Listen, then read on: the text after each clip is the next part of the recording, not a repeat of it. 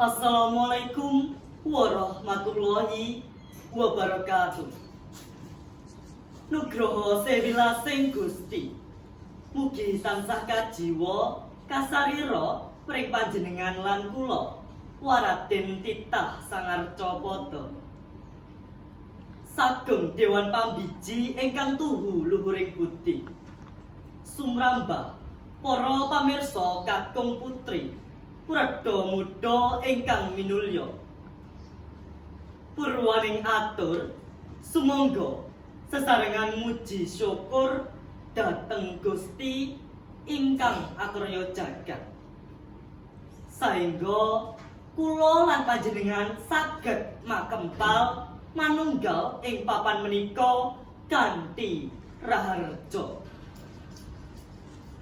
Bebasan kladuk wantun kirang deduga.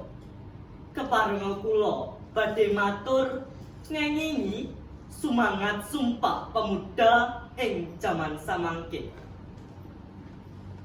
Supaos menika miyos sanes saking gegaman. Sanes saking wutahing rah, ananging saking sadaripun penggalih.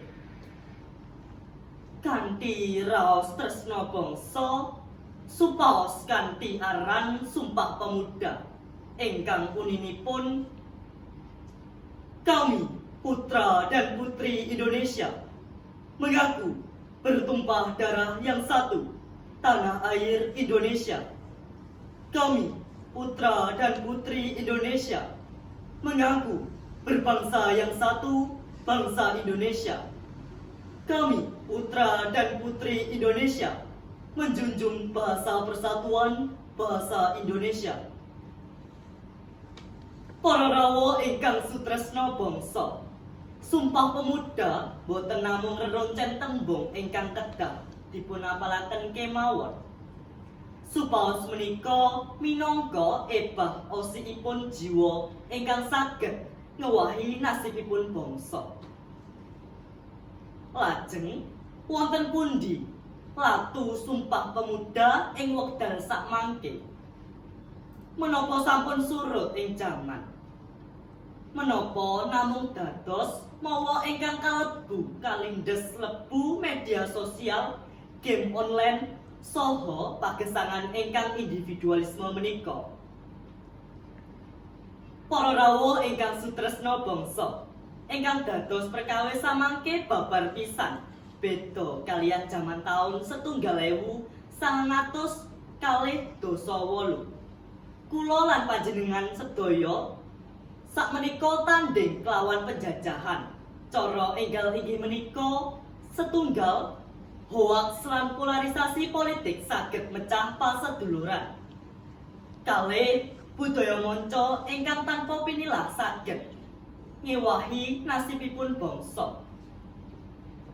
3. Mentalitas instan ingkang namung ngawigatosaken likes lan panyaruwe wonten media sosial tinimbang karya nyata. Ingkang pungkasan pagesangan individualisme menika saged dadosaken lirwa mring sesami.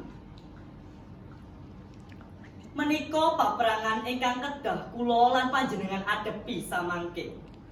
Sumangga ing paperangan menika kula lan panjenengan sami saged